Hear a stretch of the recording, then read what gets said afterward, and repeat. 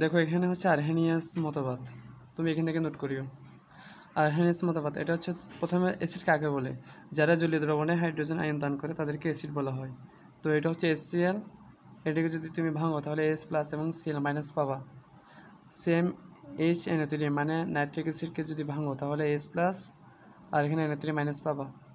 H2SO4কে ভাঙলে 2H+ এবং Cl- পাবা। তো এটা হচ্ছে যারা জলীয় দ্রবণে হাইড্রোজেন আয়ন দান করে তাদেরকে অ্যাসিড বলা হয়। আর যদি OH আয়ন দান করে তাহলে তাদেরকে ক্ষার বলা হয়। তাহলে যারা জলীয় দ্রবণে OH- আয়ন দান করে তাদেরকে ক্ষার বলে। তো এখানে তুমি 4টা এক্সাম্পল লিখিও। OH হচ্ছে তোমার সোডিয়াম প্লাস এবং OH-, এইভাবে 4টা ওইরকম হবে। তাহলে মোট কথা হচ্ছে আরহেনিয়াসে কি আছে, মানে হচ্ছে আয়ন দান করবে। এখানে হচ্ছে হাইড্রোজেন আয়ন দান করলে অ্যাসিড, আর এখানে OH আয়ন দান করলে ক্ষার। এরপর আসে ব্রনস্টেড লাউরি। তো যারা ব্রনস্টেড তার মানে হচ্ছে রফলা, তার মানে প্রোটন, ঠিক আছে। তাহলে ব্রনস্টেড লাউরি হচ্ছে প্রোটনীয় মতবাদ, তার মানে এরা হচ্ছে প্রোটন দান করবে অথবা গ্রহণ করবে। তাহলে যারা জলীয় দ্রবণে প্রোটন আয়ন দান করে তাদেরকে অ্যাসিড বলে। H+কে প্রোটন বলা হয়। যারা জলীয় দ্রবণে প্রোটন আয়ন গ্রহণ করে তাদেরকে ক্ষার বলা হয়। এখানে এক্সাম্পল দেখো, আমি তোমাকে ছবি দেবো, ছবি থেকে নোট করে নিও, তারপর ক্লাসটা দেখে নিও। তো এটা হচ্ছে সালফিউরিক অ্যাসিড এবং পানি যদি ভাঙো তাহলে এই যে H3O+, আর এখানে কি হচ্ছে OHSO4- হচ্ছে। আচ্ছা, এখানে তোমার কথা হচ্ছে কোনটা অ্যাসিড কোনটা ক্ষার। তো দেখো, যদি হাইড্রোজেন আয়ন দান করে তাহলে অ্যাসিড, আর যদি গ্রহণ করে তাহলে ক্ষার হবে। তো দেখো এখানে হচ্ছে H2SO4 হাইড্রোজেন আয়ন দান করছে, সেটা কি গ্রহণ করছে? পানি গ্রহণ করছে। তাহলে পানি গ্রহণ করে সেটা হচ্ছে ক্ষার। এই যে গ্রহণ করে কি হয়েছে, সেটা H3O+ হয়েছে, আগে কিন্তু H2O ছিল। তো এখান থেকে একটা অ্যাসিড চলে যাওয়ায়, হাইড্রোজেন আয়ন অথবা প্রোটন চলে যাওয়ায় HSO4- হয়েছে। তো আর একটা এক্সাম্পল দেখো, এই যে NH3, এটা বেস না, বেস মানে হচ্ছে একটা হাইড্রোজেন কি গ্রহণ করবে, তাহলে H+ একটা যোগ হবে, তাহলে NH4+ হবে। আর এটা অ্যাসিড কেন? কারণ একটা হাইড্রোজেন চলে যাবে। তাহলে H2O থেকে যদি একটা হাইড্রোজেন চলে যায় তাহলে OH- হবে, হাইড্রোজেন একটা থাকবে এখানে। তো একইভাবে তুমি এগুলো দেখে নিও। তারপর আসি লুইস মতবাদ। তো লুইস মতবাদ হচ্ছে ই মানে হচ্ছে ইলেকট্রন। তাহলে যারা ইলেকট্রন গ্রহণ করে তাদেরকে অ্যাসিড বলে, যারা ইলেকট্রন ত্যাগ করে তাদেরকে ক্ষার বলে। এটা কিন্তু পরীক্ষায় 100% আসবে। এটা হচ্ছে অ্যালুমিনিয়াম ক্লোরাইড একটি লুইস অ্যাসিড, ব্যাখ্যা করো। তো এই যে তুমি সমযোজী বন্ধন শিখছো, এখানে অ্যালুমিনিয়াম 3টা হাত থাকে, তাহলে ক্লোরিন 3টা হয়েছে, অ্যামোনিয়া যোগ করছো, তাহলে এখানে নাইট্রোজেনে কি একটা মুক্তজোড় ইলেকট্রন থাকে, এটা হচ্ছে লিগ্যান্ড। ফাইনালি এই যে এটা হবে সন্নিবেশ সমযোজী বন্ধন। তো তোমার এখন ওদিকে যাওয়া হয়নি, তুমি আপাতত এটাকে দেখে নাও। লুইস মতবাদ অনুযায়ী আমরা জানি যারা ইলেকট্রন গ্রহণ করে তাদেরকে অ্যাসিড বলে এবং যারা ইলেকট্রন ত্যাগ করে তাদেরকে ক্ষার বলে। তো অ্যালুমিনিয়াম ক্লোরাইডের কেন্দ্রীয় পরমাণু হচ্ছে অ্যালুমিনিয়াম। এর সর্বশেষ শক্তি স্তরে খালি অরবিটাল থাকায় একটি লুইস ক্ষার হতে একজোড়া ইলেকট্রন। লুইস ক্ষার মানে হচ্ছে অ্যামোনিয়ার কিন্তু একজোড়া ইলেকট্রন থাকে, সেটা তুমি প্রথমে দেখছো। তো একজোড়া ইলেকট্রন গ্রহণ করার মাধ্যমে সন্নিবেশ সমযোজী বন্ধন গঠন করে, তাই অ্যালুমিনিয়াম ক্লোরাইড একটি লুইস অ্যাসিড। তো পরীক্ষা MCQ যেগুলো আসবে সেটা হচ্ছে দেখো, BF3, BCl3, SO2, CO2 এগুলো হচ্ছে লুইস অ্যাসিড। মোট কথা, যাদের সর্বশেষ শক্তি স্তরে খালি অরবিটাল থাকে সেই সব যৌগের অষ্টক সংকোচন ঘটে। মানে এটা হচ্ছে তোমার কি লুইস অ্যাসিড, যাদের খালি অরবিটাল থাকবে। তো এরপরে এখানে দেখো, অ্যামোনিয়া এবং পানি হচ্ছে লুইস ক্ষার, পরীক্ষা এটা আসতে পারে। তাহলে যুদ্ধ স্তরে যদি লোন পেয়ার মানে মুক্তজোড় ইলেকট্রন থাকে সেটা হচ্ছে লুইস ক্ষার। তো এটা কি যৌগ সৃষ্টি হওয়ার সময় অষ্টক প্রসারণ ঘটবে, ঠিক আছে। যেমন BCl3 আর পানি যোগ করো, তাহলে পানির অক্সিজেনে 2 জোড়া মুক্তজোড় ইলেকট্রন থাকবে, ফাইনালি এই স্ট্রাকচারটা তৈরি হবে। তো BF3 একটি লুইস অ্যাসিড, ব্যাখ্যা করো, এটাও আসতে পারে পরীক্ষায়। তো একইভাবে স্ট্রাকচারটা এভাবে হবে, দেখে নেবে একটু। তো এখন আসো ব্রনস্টেড লাউরি এই থিওরি। ওই অ্যাসিড আর বেস, যেমন এটা হচ্ছে হাইড্রোজেন আয়ন দান করছে সেজন্য এটা অ্যাসিড, এটা HCl ছিল, তো দান করছে, ঠিক আছে, কে গ্রহণ করছে? পানি গ্রহণ করছে। তাহলে পানি H2O ছিল, একটা হাইড্রোজেন গ্রহণ করায় H3O+ হবে। তাহলে অ্যাসিডের কনজুগেট অ্যাসিড, মানে অ্যাসিডের কনজুগেট অ্যাসিড হচ্ছে কি H3O+। আর এটা হচ্ছে বেস মানে হচ্ছে ক্ষার পানি একটা এটা হচ্ছে H2O, তাহলে এটা হচ্ছে বেস, ঠিক আছে। তো আচ্ছা এখান থেকে HCl থেকে একটা হাইড্রোজেন চলে গেছে না, তাহলে বাকি থাকবে কে Cl মাইনাস, তাহলে এটা হচ্ছে কনজুগেট বেস, তাহলে এটা বেস এর কনজুগেট বেস হবে Cl মাইনাস, ঠিক আছে। তাহলে এখানে আমি কি লিখছি দেখো, কনজুগেট অ্যাসিড বেস HCl হলে এদিকে Cl মাইনাস হবে, মানে যে এখানে HCl হলে অ্যাসিডের এর কনজুগেট বেস হবে কই Cl মাইনাস, মানে HCl থেকে Cl চলে গেলে Cl মাইনাস থাকবে। আর এই বেসের কনজুগেট অ্যাসিড কোনটা হবে, এটা হচ্ছে তোমার H3O+, মানে হাইড্রোজেন পানি আর কি, পানি একটা হাইড্রোজেন গ্রহণ করলে H3O হয়েছে, তাহলে এটা হচ্ছে কনজুগেট বেস। আরেকটা এক্সাম্পল দেখো এখানে, এটা হচ্ছে অ্যামোনিয়া, এটা হচ্ছে পানি, তাহলে অ্যামোনিয়া এমনি তো বেস ক্ষার, তাহলে একটা গ্রহণ করবে হাইড্রোজেন আয়ন, তাহলে NH4+ হবে, H2O থেকে হাইড্রোজেন আয়ন চলে গেছে না, তাহলে OH মাইনাস হবে, তাহলে এটা হচ্ছে বেস। তাহলে এই বেসের অ্যাসিড হচ্ছে কি অ্যাসিড, আর এই অ্যাসিডের বেস হচ্ছে কি OH মাইনাস। তাহলে ফাইনালি কি পাচ্ছ, কোনো অ্যাসিড থেকে বা কোনো অ্যাসিড কর্তৃক জলীয় দ্রবণে এই হাইড্রোজেন আয়ন ত্যাগ করার ফলে যে ক্ষারের সৃষ্টি হয়, হাইড্রোজেন আয়ন ত্যাগ করার ফলে যে ক্ষারের সৃষ্টি হয় তাকে ওই অ্যাসিডের অনুবন্ধী ক্ষার বা কনজুগেট বেস বলে। তার মানে কি, এই যে এখানে অ্যাসিডকে পানি আবার ক্ষারও হয় অ্যাসিডও হয়, এই বিক্রিয়ার মধ্যে এটা হচ্ছে অ্যাসিড। তাহলে কোনো অ্যাসিড থেকে জলীয় দ্রবণে হাইড্রোজেন আয়ন ত্যাগ করার ফলে মানে H+ চলে গেছে, তাহলে OH মাইনাস থাকবে, তাহলে ওই OH মাইনাস ওটা হচ্ছে ক্ষার, সেটাই বলছে এখানে। তাহলে যে ক্ষারের সৃষ্টি হয় সেটা হচ্ছে ওই অ্যাসিডের অনুবন্ধী ক্ষার। তাহলে একইভাবে কোনো অ্যাসিডের জলীয় দ্রবণে হাইড্রোজেন আয়ন গ্রহণ করার ফলে যে অম্লের সৃষ্টি হয় তাকে ওই ক্ষারের অনুবন্ধী অ্যাসিড বলে। গ্রহণ করলে কি হবে, যে অম্লের সৃষ্টি হয় তাকে ওই অ্যাসিড ক্ষারকের অনুবন্ধী অ্যাসিড বলে, এটা হবে। তো কয়েকটা এক্সাম্পল এগুলো লিখে নিয়ে নোট করিও। এটা হচ্ছে পানি, এটা হচ্ছে বেস। তাহলে অ্যাসিড কী করে H+ ত্যাগ করে, তাহলে একটা চলে যাবে, H2 ছিল না, এখানে H হবে, তাহলে HSO4-, আর এখানে পানি একটা গ্রহণ করলে হাইড্রোজেন আয়ন, তাহলে H3O+ হবে। তো একইভাবে তুমি এই যে কয়টা আছে সেটা দেখে নিও।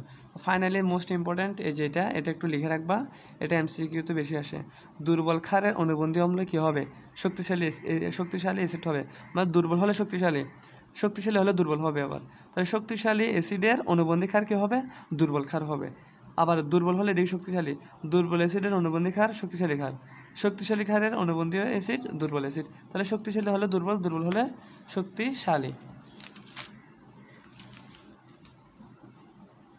তো তোমার এটা লাগবে না, তুমি এটা দেখো, একদম সূত্রটা দেখো, আমি এনে ছবি দিবে, তুমি ছবি থেকে লিখে নিও।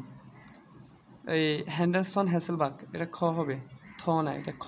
হ্যাসেলবাখ সমীকরণ, pH = pKa plus log conjugate base by acid, তুমি এটা লিখিও না, তুমি লিখবে সল্ট বাই অ্যাসিড, লবণ বাই অ্যাসিড। এখন কাকে বলে pH বাফার দ্রবণ কাকে বলে, পরীক্ষা এটা মোস্ট ইম্পর্টেন্ট, এটা পরীক্ষায় বেশি আসে। যে দ্রবণে সামান্য পরিমাণ অ্যাসিড কিংবা ক্ষার যোগ করা হলেও দ্রবণের pH-এর মানের কোনো পরিবর্তন হয় না, তাকে বাফার দ্রবণ বলে। তো pH-এর মান ধরে রাখার ক্রিয়াকে বাফার ক্রিয়া বলা হয়। তাহলে বাফার কয় প্রকার, দুই প্রকার, একটা হচ্ছে অম্লীয় বাফার আর একটা হচ্ছে ক্ষারীয় বাফার। অম্লীয় বাফার কীরকম, সেটা হচ্ছে তোমার অ্যাসিড, অম্ল মানে তো অ্যাসিড, তাহলে CH3COOH, তো এটা কি হবে, CH3COOH হবে, যদি সোডিয়াম চলে যায় তাহলে মাইনাস হবে। তারপর H2PO4-, এটার সাথে SPO4 2- হবে। তুমি জাস্ট এগুলো একটা নোট করিও, পরীক্ষা কোনটা আসবে সেটা আমি বলবো। তাহলে এখন আসো ক্ষারীয় বাফার, NH4OH, এটা হচ্ছে ক্ষার, OH মানে ক্ষার, যে জায়গায় OH থাকবে সেটা হচ্ছে ক্ষার। তাহলে ওই NH4OH মানে সোডিয়াম হাইড্রোক্সাইড হচ্ছে ক্ষার, এটার সাথে HCl যোগ করার ফলে NH4Cl এবং পানি উৎপন্ন হয়েছে। তার মানে এটা কি, এটা হচ্ছে তোমার সল্ট, ঠিক আছে, মানে লবণ, আর এটা হচ্ছে ক্ষার। তাহলে এই ক্ষেত্রে সূত্র কীরকম হবে, POH = PKB plus log salt by base, আর এখানে কী ছিল, PKA ছিল, আর এখানে PKB, এটা একটু খেয়াল রাখতে হবে। আর এখানে তোমার সল্ট বাই অ্যাসিড ছিল, আর এখানে তোমার সল্ট বাই বেস। তো একটা কোয়েশ্চেন দেখো এখানে,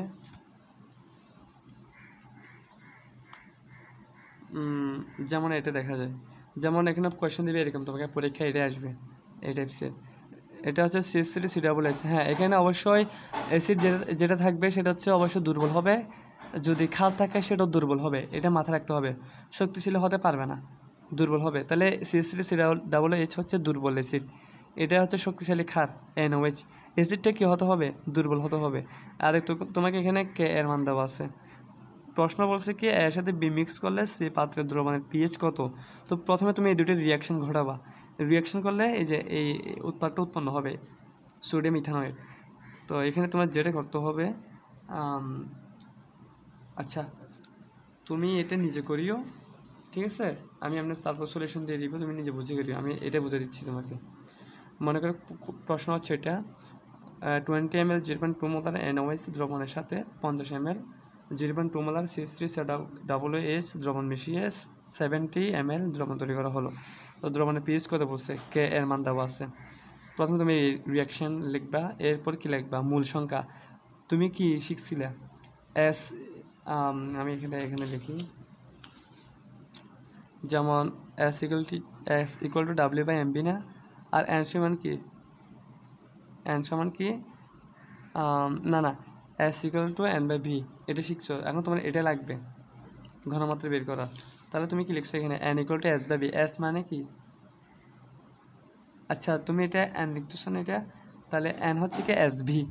S কত, এই যে এখানে 0.2 মোলার না, 0.2 মোলার। SV ভি কত, 50 ml বলছে এখানে, এটা আমি CH3COOH লিখতেছি। তাহলে যে এখানে, তাহলে এটা কত, এই 50 ml 0.2 মোলার, তাহলে 50 ml না, তাহলে 50 ml কে তুমি লিটারে নিয়ে যাও, তাহলে 1000 দিয়ে ভাগ করতে হবে। তাহলে এটা হচ্ছে তোমার N ইকুয়াল টু SV হয়। আচ্ছা আমি প্রথমে ভুল বলছি, সরি, হ্যাঁ ঠিকই বলছি, তুমি আর গুণ করো, N ইকুয়াল টু SB হবে। তাহলে তুমি বি এটাকে কিসে নিয়ে যাচ্ছ, লিটারে নিয়ে যাচ্ছ তুমি এটাকে, তাহলে লিটার নিলে 1000 দিয়ে ভাগ করতে হয়। তাহলে তুমি একইভাবে NOH এটাও বের করছো এখানে, এটা কি 0.004 মোল পাইছো। তখন কত হচ্ছে, CH3COOH হচ্ছে দুর্বল অ্যাসিড। তুমি এটা না বুঝলে তুমি ভিডিওটা আবার দেখিও। তো দেখো এটা হচ্ছে দুর্বল অ্যাসিড, তার মানে এখানে অবশিষ্ট কী থাকবে, NOH থাকবে, তাই না। তো দেখো এখানে তোমার, হ্যাঁ আরেকটা জিনিস হচ্ছে CH3COOH হচ্ছে তোমার কম বিয়োজিত হবে, কারণ এটা হচ্ছে দুর্বল, আর NOH এটা সম্পূর্ণ বিয়োজিত হবে, বুঝছো। এটা হচ্ছে তোমার কম বিয়োজিত হলে এটা তোমার কি মানে অবশিষ্ট থাকবে। আবার বলতেছি, এটা হচ্ছে দুর্বল, এটা কম বিয়োজিত হবে, সেই হিসেবে এটা অবশিষ্ট থাকবে। আর এটা হচ্ছে শক্তিশালী ক্ষার, এটা সম্পূর্ণরূপে বিয়োজিত হবে, এটার কোনো অস্তিত্ব থাকবে না। তাহলে দেখো এখানে 0.004 মোল NOH, তারপর হচ্ছে 0.004 মোল ইথানোয়িক অ্যাসিড দ্রবণের সাথে বিক্রিয়া করে 0.004 মোল CH3COONA উৎপন্ন করে। মানে কি বুঝছে এখানে, এটা কি বলছে, এটা কম বিয়োজিত হবে বলছিলাম না, কম বিয়োজিত, তাহলে কত সেটা 0.01, আর এখানে NOH কত 0.004, এটা কি সম্পূর্ণ বিয়োজিত হবে। তার মানে এই যদি 0.04 মোল NOH দেয়, এই যে এখানে আমি কি লিখছি দেখো এখানে বিক্রিয়া, তাহলে এর থেকেও 0.004 দিতে হবে, এবং ফাইনালি 0.004 মোল উৎপন্ন হবে, এই সেটা লিখছে এখানে লাইনটা 0.004 মোল NOH একইভাবে এটার সাথে এটা বিক্রিয়া করে 0.004 মোল ইথানোয়িক অ্যাসিড উৎপন্ন করে। তাহলে এখানে ফাইনালি অবশিষ্ট কে থাকবে, আমি কি বলছিলাম, অ্যাসিড বলছিলাম, ইথানোয়িক অ্যাসিড, কারণ এটা হচ্ছে তোমার দুর্বল অ্যাসিড, এটা কম বিয়োজিত হবে, সেই জন্য এটা অবশিষ্ট থাকবে। তাহলে দ্রবণ অবশিষ্ট CH3COOH এর পরিমাণ কি হবে, এখানে তোমার উৎপন্ন হয়েছে কত 0.01, তাহলে বিক্রিয়া করছে কত, যে 0.004 লিখছি না এখানে, তার মানে এটা মাইনাস করবা, মাইনাস করলে কত আসে 0.006 মোল আসে, এটা হচ্ছে অবশিষ্ট। তাহলে মিশ্রিত দ্রবণে 0.006 মোল CH3COOH এবং 0.004 মোল CH3COONA বাফার দ্রবণ তৈরি করবে। তাহলে এখন বাফার দ্রবণ ম্যাথ এটা কীভাবে করবা, pH equal to PKa plus log salt বা অ্যাসিড বলছিলাম না আমি, তুমি এখানে তুমি ওইটা লিখবা সল্ট বা অ্যাসিড বা মূল সংখ্যা লিখিও, যেটা পাইছো মূল সংখ্যা N এর মান আর কি, N মূল সংখ্যা, তা ফাইনালি তুমি এটা মান পেয়ে যাবা। তো আমি এই কোয়েশ্চেনগুলো দিয়ে রাখবো তোমাকে, তুমি এগুলো দেখে দেখে তুলে ফেলিও, প্রথমে নিজের চেষ্টা করবে, ট্রাই করার, না পারলে তো আমি আছি, তো এটাও দেখে নিও এগুলো। তারপরে ম্যাথ, এগুলো হচ্ছে ম্যাথ। হ্যাঁ এখন পরীক্ষায় যেটা আসবে, এটা লাস্ট পার্ট, পরীক্ষায় তোমার এই ডেফিনেশনটা লিখতে হবে। প্রশ্ন হচ্ছে কি, উদ্দীপকের দ্রবণে সামান্য অ্যাসিড কিংবা ক্ষার যোগ করা হলে পিএইচ মানের কীরূপ পরিবর্তন হবে। তাইলে তোমাকে একটা রিয়াকশন দিয়ে দিবে। তো আমরা তো জানি বাফার দ্রবণে সামান্য পরিমাণ পিএইচ অথবা সামান্য পরিমাণ ক্ষার যোগ করলে পিএইচের মানের কোনো পরিবর্তন হয় না, এটা আমরা জানি। তো দেখো এখন ডেফিনেশনটা কীভাবে লিখবা, প্রথমে রিয়াকশন লিখবা। তো উদ্দীপক দ্রবণটি একটি অম্লীয় বাফার দ্রবণ, কেন? কারণ হচ্ছে এখানে এটা দুর্বল অ্যাসিড, এটা কম বিয়োজিত হবে, এটা অবশিষ্ট থাকবে, সেজন্য এটা অম্লীয় বাফার। এখানে CH3COOH ও CH3COON বাফার দ্রবণ সৃষ্টি করেছে। সল্ট বা অ্যাসিড না, এটা হচ্ছে সল্ট, এটা হচ্ছে অ্যাসিড। তো CH3COOH দুর্বল, এটা আমি বারবার বলছি। CH3COOH হচ্ছে দুর্বল অ্যাসিড হওয়ায় এটি খুব কম মাত্রায় আয়নিত থাকে বা কম বিয়োজিত হবে, কিন্তু সোডিয়াম হাইড্রোক্সাইড সম্পূর্ণ আয়নিত অবস্থায় থাকে, কারণ হচ্ছে এটি কি শক্তিশালী ক্ষার। তো এখন রিয়াকশন কীভাবে লিখবা, CH3COOH এটাকে তুমি ভাঙো, CH3COO- পাবা, আবার H+ পাবা। তো এটা হচ্ছে সামান্য পরিমাণে আয়নিত বা সামান্য পরিমাণে বিয়োজিত। তো CH3COON এটাও কীরকম হবে, CH3COO- আর এখানে সোডিয়াম প্লাস হবে। তো এখন কথা হচ্ছে দ্রবণের সামান্য পরিমাণ অ্যাসিড অথবা সামান্য পরিমাণ ক্ষার যোগ করা হলে দ্রবণের পিএইচের মানে কোনো পরিবর্তন হবে কি না। তো তুমি এখন যোগ করো, দ্রবণের সামান্য পরিমাণ অ্যাসিড HA, তোমাকে প্রশ্ন যদি HCl লেখা তুমি HCl লিখবা, এ মানে হচ্ছে অ্যাসিড বুঝেছি আমি, এখানে কিছু না বললে তুমি এ লিখিও। তো HA ভাঙো, H+ আর এখানে A- পাবা। তো এখানে যে H+ পাইছো সেটা এখানে CH3COO- পাইছো না, এটার সাথে যোগ করবা, ফাইনালি CH3COOH উৎপন্ন হবে। আবার যদি ক্ষার যোগ করা হয় BOH, এখানে তোমার NaOH হতে পারে, মানে সোডিয়াম হাইড্রোক্সাইড, ম্যাগনেসিয়াম হাইড্রোক্সাইড এগুলো হতে পারে। প্রশ্নে দিলে লাগবে, না না কিছু মানে কোনো কিছু না দিলে BOH লাগবা। তাহলে BOH এটাকে যদি ভাঙো তাহলে B+ এবং OH- পাবা।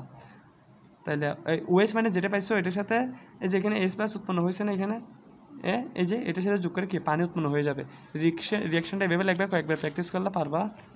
এখন লেখাটা কীভাবে লাগবে দেখো, H+ আয়ন বাফার দ্রবণে COO- আয়নের সাথে যুক্ত হয়ে CH3COOH এ পরিণত হয়, অর্থাৎ এক্ষেত্রে দ্রবণে H+ আয়নের ঘনমাত্রার কোনো পরিবর্তন ঘটে না। ওই যে আমি রিয়াকশন লিখছি না, ওটা দেখে দেখে এক্সপ্লেনেশন লিখবা, তাই পিএইচের মানে কোনো পরিবর্তন হয় না। আর এরপরে কী লিখবা, ক্ষার হতে আগত OH- আয়ন বাফার দ্রবণের ও H+ আয়নের দ্বারা প্রশমিত হয়ে H2O-তে পরিণত হয়, অর্থাৎ এক্ষেত্রে দ্রবণের OH- আয়নের ঘনমাত্রার কোনো হ্রাসবৃদ্ধি ঘটে না, তাই পিএইচের মানের কোনো পরিবর্তন হয় না। এই যে দেখছো, এই যে রিয়াকশনে এই দুটো কথা বলছে এখানে, তুমি এই দুটো দেখবো না, দেখে দেখে বুঝে নিও। এরপর এটা খ নম্বরে আসবে পরীক্ষায়, রক্তের একটি উৎকৃষ্ট বাফার। তাহলে রক্তের মধ্যে বাইকার্বনেট বাফার থাকে, এটা এইভাবে লিখবে, খ নম্বর আসলেও বড় হলে বড়। H2CO3 এবং HCO3- মিলে এই বাফার সৃষ্টি করে। যদি রক্তে হাইড্রোজেন আয়নের পরিমাণ বৃদ্ধি পায় তখন রক্তের বাইকার্বনেট বাফারের HCO3- আয়নটি H+ আয়নের সাথে যুক্ত হয়ে H2CO3-তে পরিণত হয়। তাহলে H+ এর সাথে HCO3- যোগ করো, H2CO3 উৎপন্ন হবে। তার মানে কি পেয়েছে এখানে, অর্থাৎ এক্ষেত্রে হাইড্রোজেন আয়নের কোনো পরিবর্তন হয় না, তাই পিএইচের মানের কোনো পরিবর্তন হয় না। এবার আসো H2CO3, এটাকে ভাঙলে কী হয়, H2O+ CO2 উৎপন্ন হয়, রিয়াকশন মানে ভাঙলে আর কি। তাহলে H2CO3 এর বিয়োজন উৎপন্ন CO2 কে ফুসফুস নিঃশ্বাসের মাধ্যমে বাইরে বের করে দেয়, কার্বন ডাইঅক্সাইডটা এমনিতে ফুসফুসের মাধ্যমে বের হয়, ওইটা লিখবা। যদি কোনো কারণে রক্তে OH- আয়নের পরিমাণ বৃদ্ধি পায় তখন রক্তের H2CO3 অ্যাসিড OH- আয়নকে প্রশমিত করে। এই যে রিয়াকশনটা নিচে লেখা আছে, ঠিক আছে, OH- এখানে H2CO3, H2O উৎপন্ন হবে, HCO3- উৎপন্ন হবে। তো অর্থাৎ এক্ষেত্রে সামগ্রিকভাবে কোনো প্রকার OH- এবং H+ আয়নের পরিবর্তন ঘটে না, এভাবে রক্ত পিএইচের মানকে স্থির রাখে। হয়েছে। এরপর হচ্ছে তুমি বুট কোশ্চেন প্র্যাকটিস করলে হবে, এখানে আর নাই। আমি তোমাকে এই পেগুলো দিয়ে দিচ্ছি, তুমি এগুলো নোট করে নিও সুন্দর করে, আমি কালকে চেক করবো।